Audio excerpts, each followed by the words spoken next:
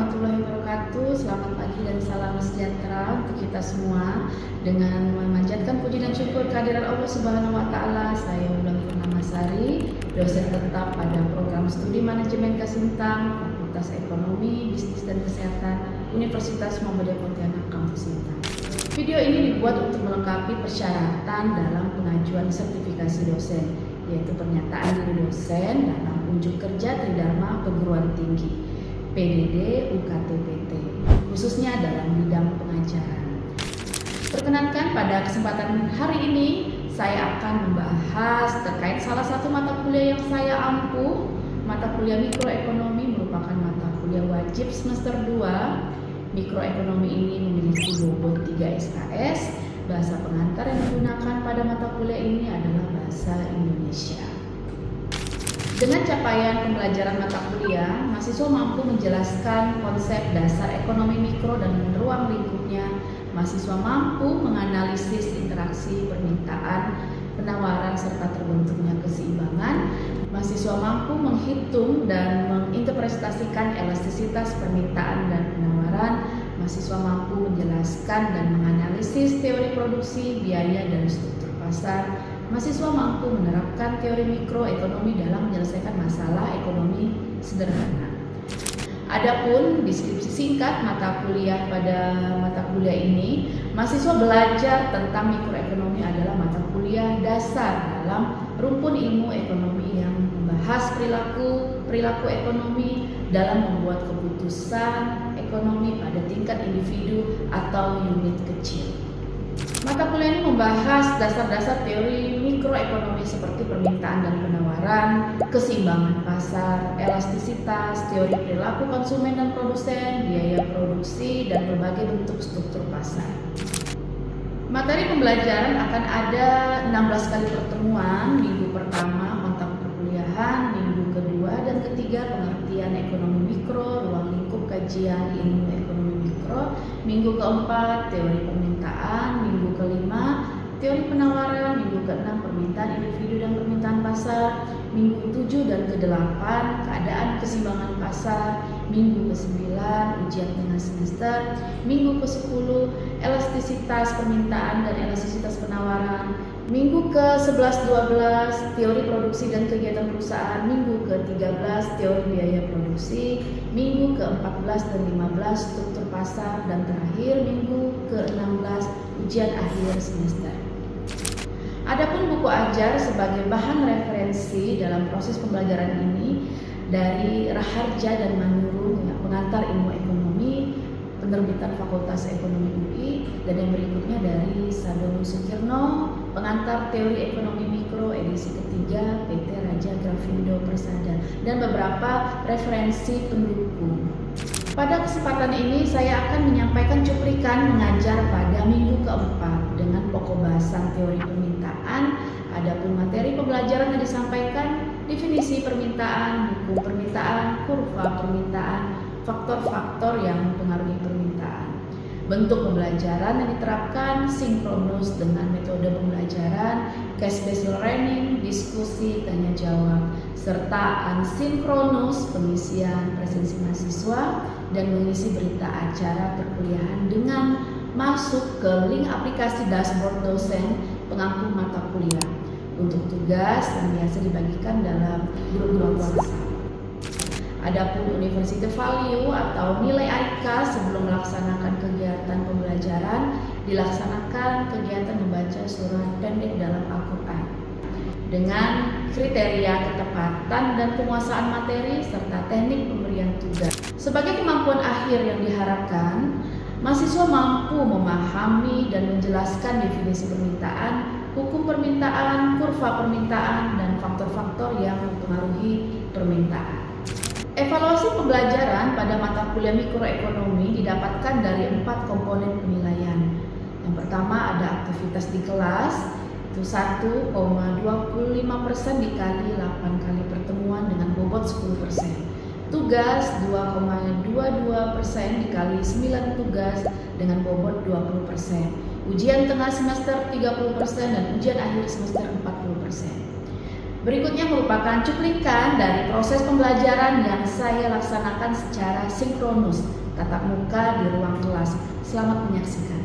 Assalamualaikum warahmatullahi wabarakatuh. Waalaikumsalam warahmatullahi wabarakatuh. Selamat pagi dan salam sejahtera untuk kita semua. Oke, untuk hari ini ya kita akan melanjutin materi ya yang berkaitan dengan teori permintaan, di mana teori permintaan ini merupakan materi yang akan kita lakukan pada minggu keempat saat ini. Oke, sebelum saya menjelaskan materi, silakan dipimpin doanya terlebih dahulu.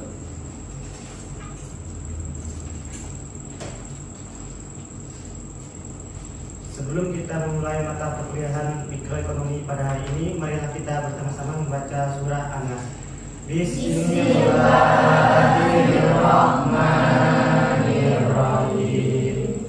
Qul a'udzu birabbin nas, malikin nas, ilahin nas, min syarril waswasil khannas, alladzi yuwaswisu fi sudurin nas, minal jinnati wan nas. Terima kasih. Oke, kita lanjut. Ini merupakan minggu keempat kita, di mana memang pada minggu keempat ini kita akan membahas berkaitan dengan pokok bahasan teori permintaan. Oke, seperti itu ya.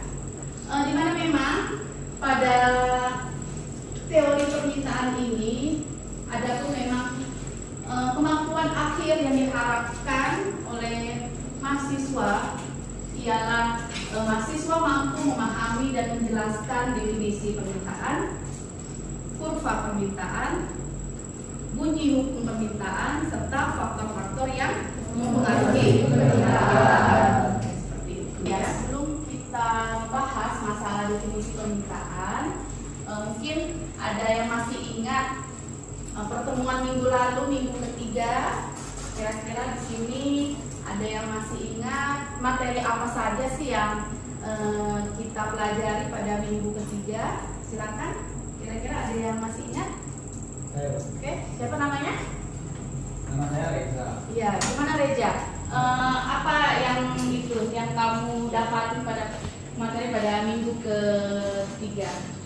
Pada materi minggu ketiga kemarin kita mempelajari tentang permasalahan pokok perekonomian dan ruang lingkup ekonomi mikro. Oke, thank you.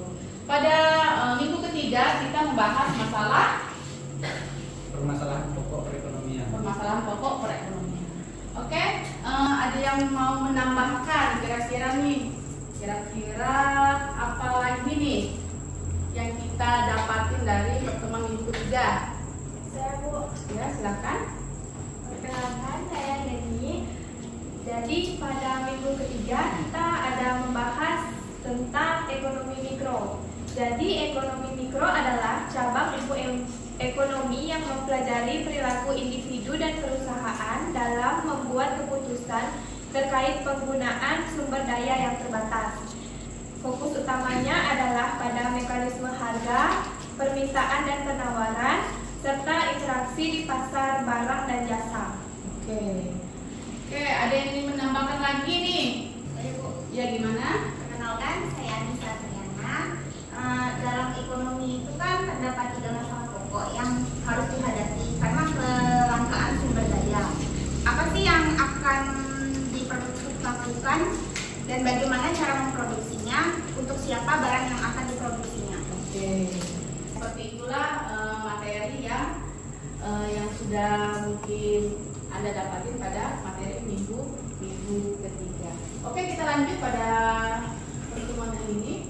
Di mana definisi permintaan? Kita masuk pada definisi permintaan, di mana memang dalam ekonomi permintaan adalah sebuah bentuk keinginan yang disertai kemampuan untuk membeli barang dan jasa pada berbagai tingkat harga dalam waktu tertentu. Itulah dia pengertian permintaan dalam ekonomi.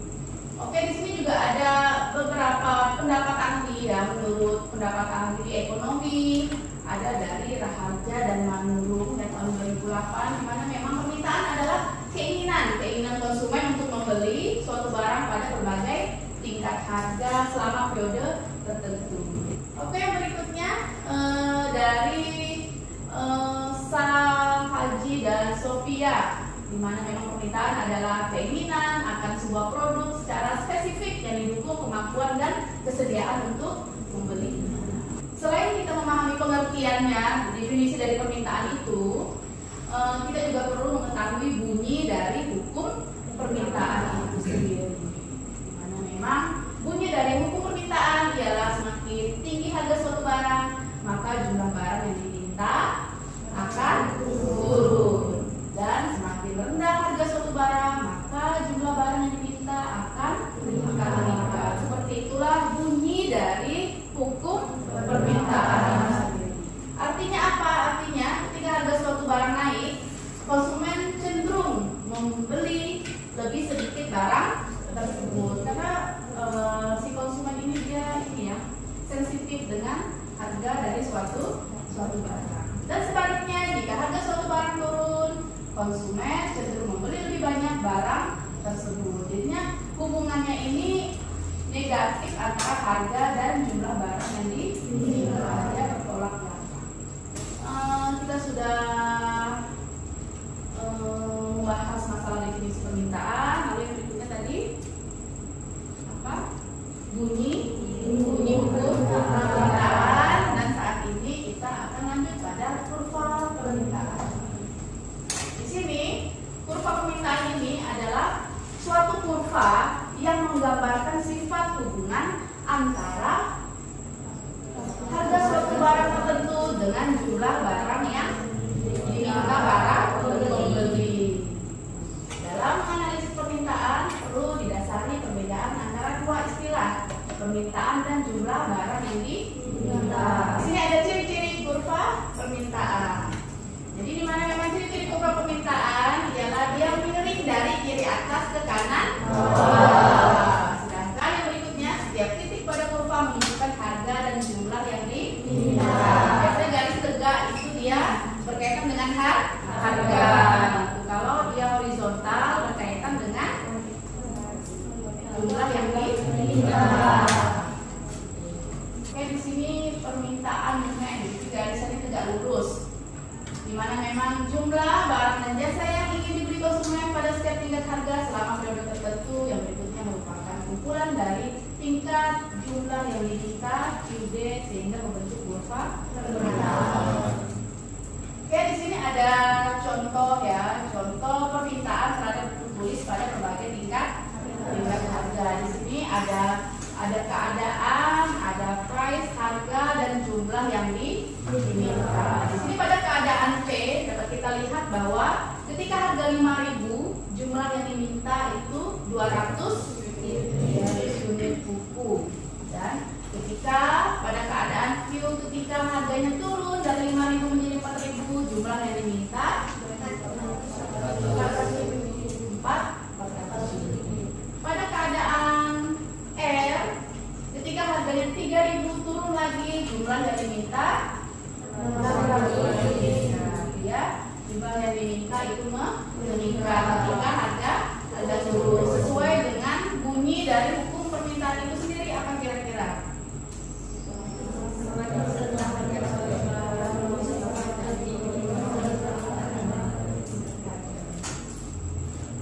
Oke, yang berikutnya ini kurva permintaan terhadap buku tulis tadi, di mana memang garis tegak lurus ini merupakan apa?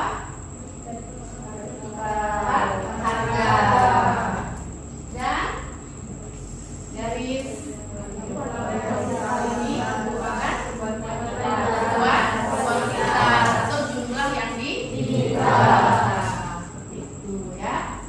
Ketika harganya 5.000 ya, di sini ketika harganya 5.000, berapa jumlah kuantitasnya? 200. Dan ketika harga turun dari 5.000 menjadi 4.000, jumlah kuantitasnya yang diminta 400. sesuai dengan isi dari tabel ini. Oke ya. Oke, lanjutkan. Di sini kurva permintaan berbagai jenis barang pada umumnya menurun dari kiri atas ke kanan bawah. Apakah benar kurva permintaan menurun dari kiri atas ke kanan bawah? Benar. Mengapa dia menurun dari kiri atas ke kanan bawah? Ada yang tahu alasannya apa? Mengapa dia menurun? Ini dari kiri atas ke kanan bawah, dia menurun dari kiri atas ke kanan bawah. Sebab Semakin rendahnya harga, maka semakin besarnya kuantitas. oke, semakin rendahnya harganya ini ya turun ya, harganya turun rendah, otomatis membuat kuantitasnya bertambah. Jadi dia kurva permintaan berbagai jenis barang dan jasa ya pada umumnya menurun dari kiri atas ke kanan bawah. Oke, berikutnya. Kurva yang demikian disebabkan oleh sifat antara hubungan harga dan jumlah yang diminta yang mempunyai sifat hubungan terbalik. Jadi dia negatif seperti itu ya. Kalau salah satu variabel naik, misalnya harga, maka variabel yang lain akan turun, misalnya jumlah yang diminta. Kalau harganya naik, otomatis variabelnya akan turun. Karena kita sesuai dengan bunyi dari hukum permintaan. Oke, di sini kita masuk faktor-faktor yang mempengaruhi permintaan di sini ya. Di sini ada faktor-faktor yang mempengaruhi permintaan.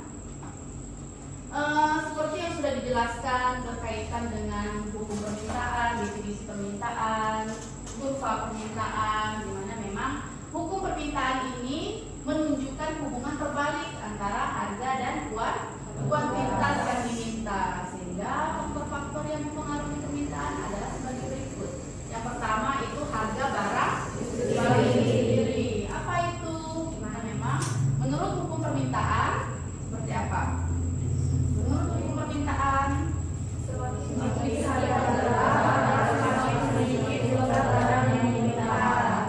Oke, jadi sehingga konsumen ini akan ragu-ragu membeli ketika barang tersebut terlalu mahal. Oke, yang berikutnya harga barang dan jasa yang terkait. Kira-kira di sini tidak hanya harga barang itu sendiri ya, namun barang yang terkait juga akan mempengaruhi keputusan konsumen. Kita ambil saja contoh nasi dan roti. Jika harga beras naik ya, jika harga beras naik, maka permintaan akan roti meningkat kan? Nah, dia ini merupakan barang substitusi ya. Ketika harga beras naik, maka permintaan akan roti meningkat. Suatu barang menjadi substitusi barang lain bila terpenuhinya paling tidak salah satu syarat dari dua syarat, yaitu memiliki fungsi yang sama atau kandungan yang sama. Oke, yang berikutnya pendapatan rumah tangga dan pendapatan rata-rata masyarakat. Ini sangat mempengaruhi dari faktor-faktor permintaan.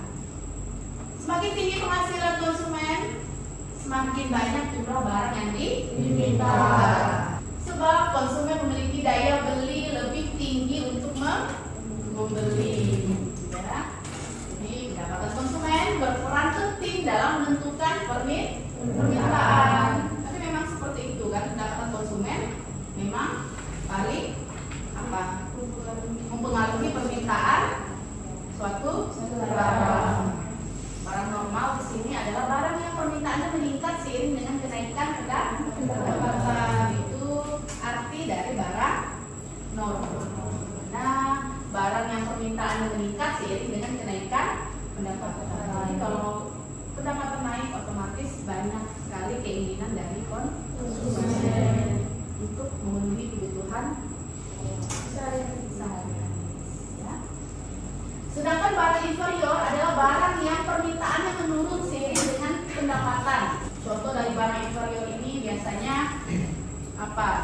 Sendal jepit ya biasanya ya, sendal jepit, mungkin sendal jepit Taksin atau Swallow gitu kan. Kalau pendapatannya rendah mungkin bisanya hanya beli sendal Swallow saja. Berapa saja sendal Swallow? 10.000, 15.000, 13.000. Akan tetapi ketika si konsumen itu memiliki pendapatan yang lumayan tinggi, apa yang dia beli? Sendal yang memiliki brand, kualitasnya ya. Sendal yang memiliki brand ya. Kan Swallow kan juga itu ya. Lumayan tahan kan. Jadi sendal Swallow hanya untuk pergi ke pasar, ke WC, seperti itu kan. Cita rasa masyarakat dan selera konsumen. Selera konsumen juga merupakan faktor penting. Konsumen cenderung membeli barang yang mereka butuhkan dan mereka sukai. Oke, di sini ada jumlah penduduk dan atau jumlah konsumen ya. Semakin banyak jumlah konsumen, maka semakin banyak jumlah barang yang akan diminta. Memang logikanya memang seperti itu, karena sebab semakin banyak orang yang berpotensi untuk membeli barang tersebut. Lalu berikutnya di sini ada usaha-usaha produsen dalam meningkatkan penjualan. Untuk barang-barang yang sudah lama, biasanya ada barang-barang yang sudah lama sekali di toko tidak laku terjual, biasanya mengiklankan itu sangat penting dilakukan oleh produsen. Dengan cara kita mengiklankan, otomatis apa? Menarik minat konsumen untuk membeli produk tersebut. Jadi usaha-usaha promosi penjualan lainnya seperti pemberian hadiah kepada pembelian apabila membeli suatu barang, atau iklan pemberian potongan sering mendorong orang untuk membeli lebih banyak lagi. Kira-kira apa tuh contohnya tuh? Usaha-usaha produsen meningkatkan penjualan, kira-kira apa? Oke, buy one get. Lalu apa lagi? Ketika berbelanja mungkin 500.000 diberikan kok. Kira-kira ada yang ingin ditanyakan? Silakan ditanyakan. Oke, silakan Fitri. Perkenalkan, nama saya Fitri Sekali. Tadi Ibu kan ada menjelaskan tentang faktor-faktor yang mempengaruhi permintaan. Boleh nggak Bu Ibu jelaskan dua faktor lain yang mempengaruhi permintaan selain harga? Oke, yang berikutnya, terima kasih Fitri atas pertanyaannya. Ya. Perkenalkan, nama saya Haji. Kira-kira apa yang terjadi pada kurva permintaan jika terjadi perubahan selera konsumen terhadap suatu barang? Oke, yang berikutnya ada lagi yang ingin ditanyakan? Oke, silakan Alfia. Perkenalkan, nama saya Alifia. Pertanyaannya, bagaimana pengaruh harga barang substitusi terhadap permintaan suatu barang? Oke, saya akan menjawab pertanyaan dari Fitri ya. Pertanyaan kamu mungkin bisa disebutkan ya faktor utama yang mempengaruhi permintaan selain harga. Di sini akan ada faktornya. Yang pertama itu pendapatan konsumen, lalu selera atau preferensi konsumen. Untuk berkaitan dengan pendapatan konsumen ini, ketika pendapatan konsumen meningkat, otomatis akan semakin besar kemampuannya dalam membeli suatu barang, dan itu khusus untuk pendapatan. Yang kedua itu selera. Kalau selera di sini, jika konsumen itu menyukai suatu barang, otomatis dia permintaan akan barang tersebut meningkat. Jadi faktor utama yang mempengaruhi permintaan bisa kita sebut pendapatan dan selera konsumen. Berarti semakin tinggi pendapatannya itu membuat kemampuan konsumen untuk membeli barangnya itu semakin besar. Terus kalau selera atau preferensinya itu, kalau konsumen suka sama suatu barang, dia tuh akan membeli barang itu secara terus menerus, terus akan membuat permintaan itu jadi meningkat ya Bu ya. Oke, seperti itulah dia tepatnya. Jadi semakin tinggi suatu permintaan atau semakin tinggi suatu pendapatan konsumen, biasanya membuat konsumen itu lebih banyak membeli barang tersebut, seperti itu ya. Oke, yang berikutnya Aji ya. Aji di sini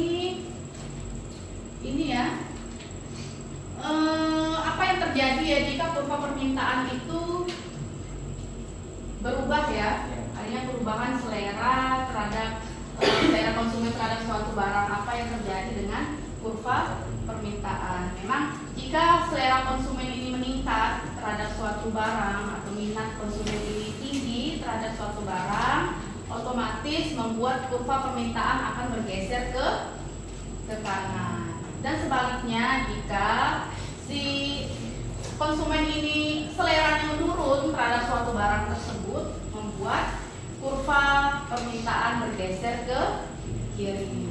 Seperti itu. Jadi kurva permintaan dia bergeser ke kiri ketika si konsumen itu menurunkan permintaannya. Seperti itu. Oke, Aji ya, Aji Fitri, Alivia ya. Alivia, pertanyaannya, bagaimana nih pengaruh harga substitusi ya terhadap permintaan suatu barang? Yang kita tahu bahwa memang substitusi itu merupakan barang pengganti. Jadi memang jika barang pengganti atau barang substitusi itu naik, maka biasanya apa? Permintaan terhadap barang tersebut juga menurun. Karena barangnya naik kan, otomatis permintaannya pasti menurun.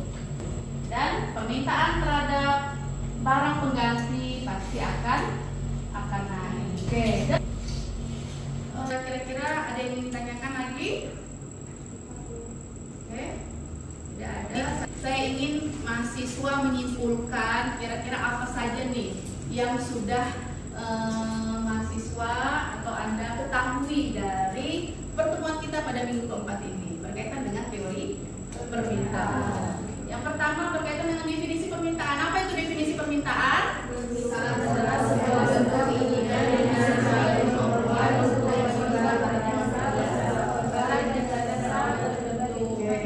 Ya, dan bunyi dari buku permintaan apa? Semakin tinggi.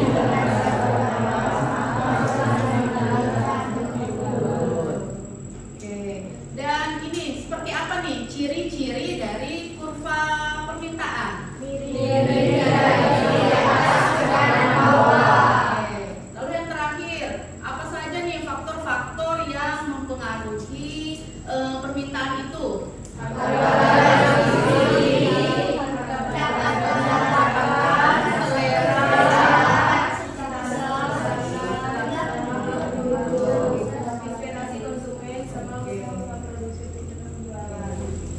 Di akhir pertemuan kita akan melakukan presensi perkuliahan, oke ya. Sekian pertemuan kita pada minggu keempat ini, di mana memang pada minggu keempat ini kita membahas masalah teori permintaan. Besar harapan saya semoga ilmu yang didapat dapat memberikan manfaat ke depannya untuk mahasiswa. Jadi sekian pertemuan kita pada pagi hari ini. Assalamualaikum warahmatullahi wabarakatuh. Waalaikumsalam warahmatullahi wabarakatuh.